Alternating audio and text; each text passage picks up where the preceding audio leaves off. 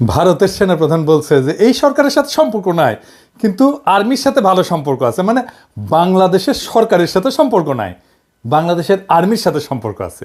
ওরা নির্বাচিত সরকারের সাথে সম্পর্ক করবি, এই সরকারের সাথে প্রফেসর ইউনূসের সরকারের সাথে সম্পর্ক করবি না। মানে ইন্ডিয়ার সেনাপ্রধানও বাংলাদেশের দ্রুত নির্বাচন চায়, বুঝেছাও? যা করার ও আকারের সাথে করে নাও বাপধান। বাংলাদেশের নির্বাচিত সরকারের সাথে হয়তো এই টার্মে সম্পর্ক থাকবে, এর পরের টার্মে থাকবে না। পররাষ্ট্র উপদেষ্টা তো হাত কসলাইতে কসলাইতে শেষ। ইন্ডিয়ার রাষ্ট্রদূতকে ডেকে বলতে পারবে যে তোমার আর্মি চিফ তো সরকারের সাথে সম্পর্ক রাখতে চায় না, তো তুমি এমবেসি খুলে বসে আছো কে, রাস্তা মাপো। তো এই কয়েকদিন ছাত্রদল, বৈষম্য বিরোধী ছাত্র আন্দোলন আর ছাত্র শিবির নিয়ে মহা গ্যাঞ্জাম চলিচ্ছে। আমরা অনেকেই কইছে দাদা আপনি কিছু বলেন। আমি ছাত্রদল, বৈষম্য বিরোধী ছাত্র আর ছাত্র শিবির সবাইরাই তো ভালোবাসি, স্নেহ করি। আমার প্রশ্ন হইতেছে বাংলাদেশের তরুণদের এইভাবে বিভক্ত করলো কে? বাংলাদেশের তারুণ্যকে বিভক্ত হইতে দেওয়া যাবে না তো। আমার ডাইন হাতের সাথে বাম হাতের লড়াই কে লাগাই দিল? সবাইরে অনুরোধ, প্রেসিডেন্ট, সেক্রেটারি, শীর্ষ নেতারা এই সব দলের কেউ অন্যের বিরুদ্ধে বলবা না। আজ থেকে টিভি চ্যানেলে গিয়ে তর্ক করবা না, ডিফিউজ করো এখন থেকে। কয়েকদিন ক্ষান্ত দাও। এজেন্সির লোক শিবির আর ছাত্র দল সাইজা অন্যের উপর ঝাঁপায় পড়বে, আমি চোখে চোখে দেখতে পাইতেছি। এজেন্সির লোকেরা পূর্ণ শক্তি নিয়ে নামে গেছে, লক্ষ্য হইতেছে ফ্যাসি বিরোধী তরুণ সম্প্রদায়ের মধ্যে ফাটল তৈরি করা। সফল হয়েছে তারা, পরস্পরের সাথে সংঘাত লাগায় দেওয়া সফল হয়ে গেছে। তবে এই ঘটনাগুলোর মধ্যে সবচেয়ে আলোচিত যে শব্দগুলো হইতেছে তাদের শিবির এক শিবির। জুলাই আন্দোলনের নেতাদের মধ্যে যে এত শিবির থাকার ব্যাপারটা এবং আন্দোলনে যোগ দেওয়া অনেকের, বিশেষ করে এই যে সেকুলার শহুরে এলিটদের, এদের মনে মনে হয় লজ্জা লাগিছে। এমনকি হাসিনাকে হটানোর আন্দোলনেও তারা নামছিলেন। এই ব্যাপারে আফসোসও দেখা যাচ্ছে কারো কারোর মধ্যে। এদিকে জাতীয় নাগরিক কমিটি যেটা হয়েছে না, এর মধ্যে অনেক ওলট পালট চলতেছে। এক শিবিরদের নাকি ভালোভাবে অন্তর্ভুক্ত করা হইতেছে না, আবার যারা তাদেরকে নিতেছে না তারাও নাকি জীবনে কোনো না কোনো সময় শিবিরের সাথে সংশ্লিষ্ট ছিলেন। আন্দোলনের নেতৃত্বে শিবিরের ভূমিকা কতটা সেটা নিয়েও বিতর্ক চলতেছে। বাকশালী শাসনের প্রথা অনুযায়ী শিবির ত্যাগ দেওয়ার ঘটনাও নাকি ঘটতেছে। কয়দিন আগে মিজানুর রহমান আজারি একটা কথা বলছিলেন যে রাজাকার শব্দটা এখন সম্মানসূচক হয়ে গেছে। শুনেন। আমার নবীকে গালি দিত গণক, জাদুকর, এরপর গালি দিত পাগল, নির্বংশ বলে, আর আমাদেরকে গালি দেয় মৌলবাদী বলে, আমাদেরকে গালি দেয় রাজাকার বলে। রাজাকার শব্দটা তো এখন একটা অ্যাওয়ার্ড হয়ে গেছে, অ্যাওয়ার্ড। শেখ হাসিনার শাসনে আমরা তো জানি শিবির পরিচয় দেওয়ার উপায় ছিল না। শিবির ত্যাগ দেয়া, হত্যা, গুমের, মারধরের ঘটনা তো অগণিত। আবরারকে তো এইভাবেই মারা হয়েছে, তাই না? ফলে গোপন তো করতেই হইতো, উপায় তো ছিল না। হাসিনাকে হটানোর পরে বহু বছরের বাচ্চা ভেঙে গেছে। তাই অনুমান করি যে শিবির বা এক শিবিররা গর্ব নিয়ে নিজেদের পরিচয় দিতেছে যে রাজাকারের মতো একটা সম্মানের ব্যাপার হয়ে উঠছে শিবির হওয়াটা। নিজের যে পরিচয় আপনার সামনে আনতে চান, সেই নামে আপনাকে ডাকার ঘটনাকে ট্যাগ বলা কঠিন। তবে এটাও ঠিক যে দেশে এখনো বহু সাংস্কৃতিক এবং রাজনৈতিক পরিসর আছে যেখানে শিবির পরিচয়, জামাতের পরিচয় সমস্যা হয়। ওইদিকে ছাত্রদল মনে হয় একটা অ্যান্টি শিবির মুডে আছে, ফলে কোথাও কোথাও এটা ট্যাগ হয়ে উঠতে পারে এবং দমন পীড়নের বৈধতা দেওয়ার ঝুঁকি তো থাকেই। এই যে পরিস্থিতিটা চলতেছে, এই পরিস্থিতিতে বিপ্লব পরবর্তী প্রতিক্রিয়া বা অস্থির সময়। সব বিপ্লবের পরে এরকম অস্থির সময় আসে। যারা জুলাই বিপ্লবকে বিপ্লব বলে স্বীকারই করতে চান না, তাদের জন্য এইখানে কিছু ইশারা আছে। কিছুদিন পরে বিষয়গুলো হয়তো আর এতটা জটিল থাকবে না। আপনারা ভাবতে পারেন যে প্রথম আলোতে জামাতের আমিরের সাক্ষাৎকার ছাপা হইতেছে, এইটা প্রথম আলো করতেছে এমনি এমনি না। বাংলাদেশের রাজনৈতিক পরিষদের জামাত শিবির নিয়ে যে কুসংস্কার ট্যাবু ছিল সেটা দূর হইতেছে, এটাই তার প্রমাণ। এবার মূল আলোচনায় আসি, জুলাই বিপ্লবের শিবিরের কৃতিত্ব নিয়ে। শিবির নিয়ে কিছু কওয়া আমার জন্য মুশকিলই বটে। মানে শিবির নিয়ে কিছু কইলেই, বিশেষ করে বিএনপি এসে কইবে আপনার প্রিয় শিবির, কেউ কেউ গালাগালিও শুরু করবে। কথাটা মিথ্যা না, শিবির প্রসঙ্গে আমার কিঞ্চিত দুর্বলতা আছে, এটা আমি আগেও বলছি। তাও আমি চেষ্টা করব বস্তুনিষ্ঠভাবে আলাপটা করার। আমি যে কথাগুলো বলবো আপনারা কানেক্ট করতে পারবেন ঐতিহাসিক ঘটনার সাথে। আমি যে শিবিরকে এক্সট্রা খাতির করি নাই, জামাতকে এক্সট্রা খাতির করি নাই, সেটা আলাপ শেষ হইলেই বুঝবেন। জুলাই বিপ্লবের শিবিরের ভূমিকা বা কৃতিত্ব যদি বুঝতে যাই তাহলে একটু পিছে থেকে শুরু করতে হবে। প্রথমে দেখব আমরা হাসিনার বাকশালী শাসন এবং বাঙালি জাতীয়তাবাদের ইতিহাস চর্চার দিক থেকে। আন্দোলনের নেতাদের বয়স কত? ধরেন 20 থেকে 35, এইটুকু। তাহলে এদের রাজনৈতিক আর ঐতিহাসিক চেতনা পুরাটাই গড়ে উঠছে হাসিনার কঠোর বাকশালী শাসনে, বাঙালি জাতীয়তাবাদের একচেটিয়া দখলের মধ্যে, তাই না? তো এই তরুণ তরুণীরা কি দেখলো রাজনৈতিক পরিসর হিসাবে? তারা দেখলো বাংলাদেশ পুরোপুরি ভারতের দখলে। এই দেশের সংখ্যাগরিষ্ঠ মানুষের ধর্ম সংস্কৃতি যেন লজ্জার বিষয়। তারা নির্যাতনের শিকার। বাংলাদেশের রাস্তায় দাড়ি টুপি নিয়ে হাঁটা যায় না, পুলিশ ধরে। বাংলাদেশের সব মসজিদ হয়ে উঠছে আল আকসা মসজিদের মতো, ইসরায়েলের মতো পুলিশের ঠাসা থাকে মসজিদ। বাসায় ধর্মীয় বই রাখা যায় না, বলে জিহাদি বই। দাড়ি টুপি থাকা মানে তারা আয়নাঘরে আটকায় রাখা যায়। আয়নাঘরের দেয়ালে যে লেখা, সেটা তো সারা বাংলাদেশের সাধারণ মুসলমানের আর্তনাদ। আলেমদের নির্বিচারে গণহত্যা করা যায়, সর্বজন শুদ্ধ আলেমকেও রিমান্ডে অত্যাচারের শিকার হইতে হয়, বছরের পর বছর আটকা থাকে বিনা বিচারে মুসলমানের সংস্কৃতি নির্বাসনে। আর বাংলাদেশে যে সংস্কৃতি সেলিব্রেট করা হয় সেটা আসলে বাঙালি হিন্দুর সংস্কৃতি। আনন্দবাজার আনন্দ না লুকায় উল্লাস করে নিউজ করে ঢাকার পয়লা যেন অষ্টমীর এক ডালিয়া, মানে পয়লা বৈশাখ। তো লিখতেছে কার সঙ্গে তুলনা করা যেতে পারে? কখনো মনে হচ্ছিল কলকাতার কলেজ স্কোয়ার বা এক ডালিয়ার পূজা মণ্ডপ, কখনো বা শান্তিনিকেতনের বসন্ত উৎসবের চেহারা, তাসে রমনার বটমূলের বৃন্দগানী হোক, কিংবা ঢাকা বিশ্ববিদ্যালয়ের সামনের রাজপথে মঙ্গল শোভাযাত্রা, পুজো বসন্তের উৎসব মিলেমিশে একাকার ঢাকার নববর্ষের সকাল। কি আনন্দ!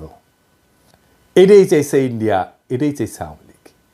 এই কলকাতার সাংস্কৃতিক বিজয়কেই আওয়ামী লীগ বাকশাল বাঙালি জাতীয়তাবাদ দেশের স্বাধীনতা হিসেবে উপস্থাপন করছে। আওয়ামী লীগের যে বাঙালি জাতীয়বাদের ইতিহাসের যে বয়ান, তারা বলে যে 47-এ একটা ভয়ানক ঘটনা ঘটছে, দেশ ভাগ, ভারত ভাগ হয়েছে। ভারত ভাগ হয়ে ভারত আর পাকিস্তানও তাদের জন্য মহাবিপর্যয়। কিন্তু অবাক ব্যাপার দেখেন, ব্রিটিশ ভারত, যেটা আসলে মূলত মোগল হিন্দুস্তান ছিল, সেটাই মানতে চায় না তারা। তারা এটাকে মিথিক্যাল ভারত হিসেবে দেখে। সেই ভারতই হইল আজকের ভারত, সেই মহাভারত, যেটা ভাগ হয়ে নাকি পাকিস্তান সৃষ্টি হয়েছে। তাহলে ইতিহাসের সবচেয়ে বড় ভিলনকে এই ইতিহাসে জিন্না, তাই না? তাহলে আমার স্বাধীনতা তো অভিশপ্ত, কারণ যেই মহাভারত ভেঙ্গা পাকিস্তান তৈরি হইল, যেই পাকিস্তান আমাদের পূর্বপুরুষের লড়াইয়ের ফসল, সেটাই যদি ভুল হয় তাহলে সঠিক কোনটা? সঠিক হচ্ছে ইতিহাসের সেই ভুল শোধরানো, সেই মহাভারতের মিথিক্যাল ভারতে ফিরে যাওয়া। ওইখানে ফিরে গেলে আমার মুক্তি। এটাই হইয়া দাঁড়ায় আওয়ামী লীগের স্বাধীনতার বড়ায়। এটাই হইতেছে অষ্টমীর এক ডালিয়া, এটাই পয়লা বৈশাখ, এটাই বাঙালির প্রত্যাবর্তন মহাভারতে, এটাই আওয়ামী লীগ। তো বাঙালি জাতীয়তাবাদের দৃষ্টিতে স্বাধীনতার এই বয়ান, এটার যদি নাগরিকদের মুক্তির সম্ভাবনা না থাকে, তাহলে সেটাই তো সবচেয়ে বড় ব্যর্থতা, তাই না? এখন চিন্তা করেন, বাংলাদেশের নাগরিকদের যদি প্রকৃত স্বাধীনতা চাইতে হয়, তাহলে তো বিকল্প একটা ইতিহাস চিন্তা লাগবে আওয়ামী লীগের বাইরে, তাই না? কেননা খোদ স্বাধীনতার বয়ান আপনার মুক্তির আকাঙ্ক্ষাকে ধারণ করতে পারতেছে না। তো এখন দেখেন, আপনি যদি দেশের মানুষের মুক্তি চান, স্বাধীনতার রাজনীতি করেন, আন্দোলন করেন, তাহলে তো একটা সংগঠিত রাজনৈতিক শক্তি লাগবে আপনার জন্য। দেশের মানুষকে আহ্বান জানাইতে হবে তো সেই রাজনৈতিক শক্তি থেকে। সবচেয়ে বড় কথা, জনগণের ভরসাস্থল হইতে হবে তো আপনাকে। আপনার ডাকে তারা সাড়া না দিলে কিভাবে আন্দোলন করবেন? আপনি তখন সংগঠিত রাজনৈতিক শক্তির খোঁজ করবেন, তাই না? উঠতে বেড়াবেন, দেশের রাজনৈতিক সংগঠনগুলোর দিকে নজর দিবেন, তাদের বয়ান ইতিহাস চিন্তা যাচাই বাছাই করবেন, তাই না?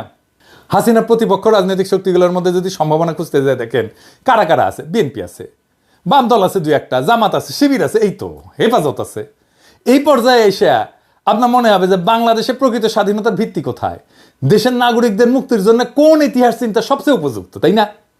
আপনি বিএনপিকে যদি দেখেন, দেখবেন যে নির্যাতিত তারা, হাসিনার দমন পীড়নে তারা পিষ্ট, নেতারা জেলে, কর্মীরা গুম হয়ে যাচ্ছে, ক্রসফায়ারে যাচ্ছে, ঘর বাড়ি ছেড়ে পালাই বেড়াচ্ছে বনে জঙ্গলে, তাই না? ভালো একটা সম্ভাবনা খুঁজে পেলেন, মজলুম দল সাধ্যমতো লড়াই করতেছে, রক্ত দিতেছে, তখন তাদের ইতিহাস চিন্তার দিকে নজর দেবেন। আপনি কি পেলেন? আপনি তো খুব একটা স্পষ্ট কিছু বুঝতে পারলেন না। বিএনপির মধ্যে আপনি তো গণতন্ত্রের দাবি দেখবেন, ভোটের দাবি দেখবেন, তারা একটা ভোট চাইছে, তাদের মধ্যে ভারত বিরোধিতা আছে একটা সেকশনের মধ্যে। বিএনপির লোকেরা বলে না যে আপনারা দেখতে পান না, আমরা তো তিস্তা নিয়ে প্রোগ্রাম করছি, লং মার্চ করছি ইন্ডিয়ার বিরুদ্ধে, আমরা কি ইন্ডিয়ার বিরুদ্ধে কথা বলি না? সত্য, কিন্তু এটাও সত্য, বিএনপির মধ্যে ভারতকে সন্তুষ্ট কইরা দেশে গণতন্ত্র ফেরানোর আশাও আছে। তো এটা তো মিথ্যা কথা না, তাই না? আপনারা তো দেন দরবার করছেন, করেন এখনো, তাই না? আপনারা তো অমিত শাহের কাছে কুজা হয়ে দাঁড়ান, আপনারা তো আদানির জন্য ওকালতি করেন, তাই না? অর্থাৎ খোদ দখলদারের কাছে নিজের মুক্তির জন্য সাহায্য চাইছেন। বড়ই অদ্ভুত ব্যাপার। তো এই দ্বন্দ্ব আপনি বুঝতে পারবেন না সহজে। ভারতকে নিয়ে কিছু বলা যাবে না, হিন্দুত্ববাদকে নিয়ে কিছু বলা যাবে না। হাসিনার আমলে এ আলাপ আসছে মূলত বিএনপি মনা অ্যাক্টিভিস্টদের কাছ থেকে। এমনকি আপনারা খেয়াল করলে দেখবেন, ভারতীয় পণ্য বয়কট আন্দোলনে যারা আমার সবচেয়ে বেশি বিরোধিতা করছিল, তাদের আপনি বিএনপি পন্থী বলেই চিনতে পারবেন। আমি আর নাম বলি না। আবার এটাও সত্য বিএনপির শীর্ষ নেতৃত্ব এই ভারতীয় পণ্য বয়কট আন্দোলন সর্বাত্মক সাহায্য সমর্থন করছিল। আমি নিজে সাক্ষ্য দিচ্ছি। আমি যখন বলতাম যে ওনাদেরকে, বিএনপি নেতাদেরকে, যে ওরা কেন এমন করে, তখন বলে ও না, ওরা আমাদের লোক না, আমাদের সাপোর্টার। তার মানে বিএনপির মধ্যে এক একটা ভারত প্রশ্নে সলিড কোনো অবস্থান নাই, নানা অবস্থান আছে, নানা মত আছে, এর মধ্যে চরম ভারতপন্থী অংশ আছে। ওইদিকে তাদের কোনো সুস্পষ্ট ঐতিহাসিক অবস্থান নাই জনতার সামনে, নিজেদের ইতিহাসের বয়ান স্পষ্ট করে উপস্থাপনা করেনি বিএনপি। বিএনপির একটা ইন্টারেস্টিং দাবি ছিল, সেটা কি জানেন? সেটা হচ্ছে আওয়ামী লীগের চেয়ে বিএনপির মধ্যেই নাকি মুক্তিযোদ্ধা বেশি। জিয়াউর রহমান স্বাধীনতার ঘোষক, তাই না? তখন আমরা মনে পড়বে যে স্বাধীনতার বয়ান আপনাকে আওয়ামী লীগ খাওয়াইতেছে, তার আর একটা ভার্সন বিএনপি। হাসিনার সঙ্গে বিএনপির বিরোধ আসলে কি নিয়ে? তাদের পার্থক্য কেবল মুক্তিযুদ্ধের মালিকানা নিয়ে। যে বয়ানে হাসিনা 100% নিয়ন্ত্রণ দাবি করতেছে, বিএনপি সেখানে অংশীদার হইতে চায়। আর কি, সে দেশ শাসন করার অধিকার চায়। এখন এইটা একাই আওয়ামী লীগ করতেছে, তাই না? তো ঘটনা বোঝার জন্য আপনাকে যখন জিন্নার দিকে ফিরতে হবে, তখন দেখবেন বিএনপির কাছে জিন্নাও ভিলেন, অথবা তারা এই বিষয়ে স্পষ্ট কোনো অবস্থান নেয়নি। বাঙালি জাতীয়তাবাদের ইতিহাস চিন্তা থেকে বাড়ায় আসতে না পারার কারণেই বিএনপি বুঝতে পারে না যে পাকিস্তান ইতিহাসের একটা অপরিহার্য ঘটনা। এটা কেবল ব্রিটিশ ভারতের স্বাধীনতা ছিল না, বরং মুসলমানদের জন্য একটা নিরাপদ রাষ্ট্র তৈরির প্রয়োজনীয়তাও ছিল। শুধু মুসলমান না, ভারতের সংখ্যালঘুদের জন্য নিরাপদ রাষ্ট্র তৈরির প্রয়োজনীয়তাও ছিল। জিন্না তো ভারতের সংখ্যালঘুদের নেতা, হ্যাঁ ঠিক, মুসলমানদের নেতা না, সংখ্যালঘুর নেতা, হিন্দু দলিতের নেতাও ছিল জিন্না। পাকিস্তানে যারা হিন্দু ছিল তারা ছিল দলিত। পশ্চিম পাকিস্তানের দলিত সুজাক তেহরিক দল আছে হিন্দুদের, এরাই কিন্তু পাকিস্তানের সংখ্যাগরিষ্ঠ হিন্দু। পূর্ব পাকিস্তানের যোগেন মণ্ডল জিন্নার সাথে ছিল নমশূদ্রদের নেতা। যোগেন মণ্ডল থাকতে পারেনি পরে, সেটা ভিন্ন আলাপ, আমি ওই আলাপে আর না যাই। মানে ধরেন যোগেন মণ্ডল পাকিস্তানে থাকতে পারেনি, তো বাঙালিরাও তো পাকিস্তানে থাকতে পারেনি ভাই, আমরাও তো থাকতে পারিনি, তাই না? সেই আলাপটা অন্য আলাপ। ব্রিটিশরা চলে যাওয়ার পরে মুসলমানরা হিন্দু সংখ্যাগরিষ্ঠ রাষ্ট্রের সংখ্যালঘু হয়ে পড়ে, যেখানে রাষ্ট্রের ভিত্তি গণতন্ত্র এবং আইনের শাসন না, বরং একটা বিশেষ জাতীয়তাবাদ, নিখিল ভারত ধারণা, যেটা আসলে হিন্দুত্ববাদ। এই সংখ্যালঘুকে বাঁচাইতে জিন্না পাকিস্তানের ধারণা নিয়ে লড়াই করছে। নাহলে আজকে ভারত যদি অখণ্ড থাকতো, ভাবতে পারেন এই পুরা ভারতীয় মুসলমান এবং দলিতেরা কি দুর্বিষহ জীবন পাইতো মোদির ভারতে, কি হইতো সেটা এখনই দেখতে পারতেছেন। তখন আপনি বুঝবেন জিন্না আসলে ইতিহাসের একজন ভিশনারি নেতা ছিল, ইতিহাসের একজন মহানায়ক ছিল। আপনি তখন বুঝবেন যে বিএনপি কেন জনতার মধ্যে গ্রহণযোগ্যতা পাচ্ছে না, বিএনপির আহ্বানে জনগণের সাড়া কম কেন, কারণ তার ভারত প্রশ্নে অস্পষ্ট রাজনীতি। এরপরে তখন আপনি জামাত শিবিরের দিকে নজর দেবেন, তাই না? কি দেখবেন? আপনার তখন মনে হইতে পারে যে এই জামাত শিবিরের মধ্যেই বিকল্প ইতিহাস চিন্তা পাওয়া যেতে পারে, যেটা আপনার আকাঙ্ক্ষার সাথে যুক্ত। আপনারা দেখবেন শিবিরের মধ্যে পাকিস্তান, জিন্না, ভারত বিরোধী অবস্থান একটা সুসংগঠিত বয়ান আছে। তারা বাঙালি জাতীয়তাবাদকে ভারতীয় জাতীয়তাবাদের একটা শাখা হিসেবে চিহ্নিত করতে পারে সক্ষম। তারা বোঝাতে সক্ষম যে হাসিনা মুক্তিযুদ্ধের নামে ভারতীয় দখলদারিত্ব কায়েম করছে। আওয়ামী লীগ আসলে ভারতীয় আধিপত্যবাদী শক্তির হাতের পুতুল। এমনকি মওদুদি এবং জামাত পাকিস্তানের যে বিরোধিতা করছিল, তারাও এখন জিন্নাকে তাদের বয়ানে গ্রহণ করছে। তখন শিবির জামাত দেখলে আপনার মনে হতে পারে যে এইটা বাংলাদেশের মানুষের মুক্তির একটা পূর্ণাঙ্গ প্যাকেজ। ইতিহাস বোধ আছে, ধর্ম আছে, ইতিহাস চিন্তা ঠিকঠাক আছে, ভারতকে সঠিকভাবে চিহ্নিত করা হয়েছে, বাঙালি জাতীয়তাবাদকে ভারতীয় জাতীয়তাবাদের শাখা হিসেবে চেনানো হয়েছে। আপনি যখন এই বিকল্প ইতিহাস চিন্তার সামনে এসে দাঁড়াবেন জামাত শিবিরের, তখন দেখবেন যে বিএনপি কেন জনগণের আস্থা পাচ্ছে না। কিন্তু আপনি যদি আরো গভীরে যান, তাহলে দেখবেন যে জামাত শিবিরের ডাকেও জনগণ সাড়া দিচ্ছে না। কেন? এটা কি কেবল হাসিনার দমন পীড়নের কারণে, নাকি আরো কোনো কারণ আছে? আসেন সেটা একটু বুঝে দেখি। জামাত শিবির প্রসঙ্গে একটাই অস্বস্তি বাংলাদেশের মানুষের মনে, সেটা হইতেছে জামাত শিবির কেন 1971 নিয়ে স্পষ্ট কোনো আলাপ করে না। তাদের বক্তব্য 1971 পুরোপুরি ভারতীয় ষড়যন্ত্র, কিছু গাদ্দার বাঙালির সহযোগিতায় ভারত দেশটাকে ছিনিয়ে নিছে। আপনার মধ্যে অস্বস্তি তৈরি হবে, কারণ আপনি তো মানুষের বেদনা, চোখের পানি, রক্ত চেনেন, আপনি তো ইতিহাস দেখছেন। মুক্তিযুদ্ধ তো খুব দূরের ঘটনা না, এগুলো তো অস্বীকার করতে পারবেন না। আপনার তখন মনে হবে একদম নিরপেক্ষভাবে দেখলে 1971-এর ঘটনা কেবল ষড়যন্ত্র ও দুর্ঘটনা না, এটি ইতিহাসের একটা গভীর বাস্তবতা, যেখানে লাখো মানুষের রক্ত ঝরছে। মুক্তিযুদ্ধের বয়ানে যতই দুর্বলতা থাকুক, ভারতের যতই উস্কানি থাকুক, যতই ষড়যন্ত্র থাকুক, স্বাধীন বাংলাদেশ তো আমরা চাইছিলাম, লড়াই করছে আমাদের মানুষ, রক্ত দিচ্ছে। জামাত আর শিবির যেই বয়ানি আনুক না কেন, তারা যেই প্রশ্নের উত্তর দিতে পারবে না, এখনো পারেনি, সেটা হচ্ছে 25শে মার্চ তো একটা জেনোসাইড হয়েছিল, গণহত্যা হয়েছিল, তাই না? আপনারা তার প্রতিবাদ তো করেন নাই। রাজনীতিতে জেনোসাইড একটা decisive moment, very decisive moment. আপনাকে এই সময় ভিকটিমের পক্ষ নিতে হবে। ওই মোমেন্টে পক্ষ নিতে না পারাটা রাজনৈতিক ব্যর্থতা। এই যে এক্স শিবির ধারণা, এইটা হইতেছে শিবিরের সেই অংশ যারা শিবিরের হিস্ট্রিগ্রাফি, ইতিহাসবোধ, হিস্ট্রিসিজমকে ওন করে, আবার 1971 25শে মার্চের রাইট ডিসিশন নিতে না পারাটাকেও ডিজওন করে। আপনি যখন এমন একটা নতুন ইতিহাস চিন্তায়, নতুন হিস্ট্রিগ্রাফিতে পদার্পণ করেন যা একদিকে ভারতীয় আধিপত্যবাদকে প্রত্যাখ্যান করবে, অন্যদিকে 1971 বাস্তবতাকেও অস্বীকার করবে না, তাইলে আগামীর বাংলাদেশে সেই রাজনীতি কিভাবে তৈরি হবে? বাংলাদেশের স্বাধীনতাকে পোস্ট কলোনিয়াল রাষ্ট্র হিসেবে দেখতে হবে, যেখানে ভারত বা পাকিস্তানের কোনো প্রভাব নাই, বরং এটা একটা স্বতন্ত্র জাতি রাষ্ট্র যেখানে জনগণের স্বার্থই মুখ্য, জনগণই এই রিপাবলিকের মালিক, তারাই তার ইতিহাসবোধের কর্তা। আপনি তখন দেখবেন বাংলাদেশ ভারতের মতো একটা আগ্রাসনবাদী, সাম্রাজ্যবাদী, আধিপত্যবাদী রাষ্ট্র না, আবার পাকিস্তানের মতো একটা ধর্মভিত্তিক রাষ্ট্রও না।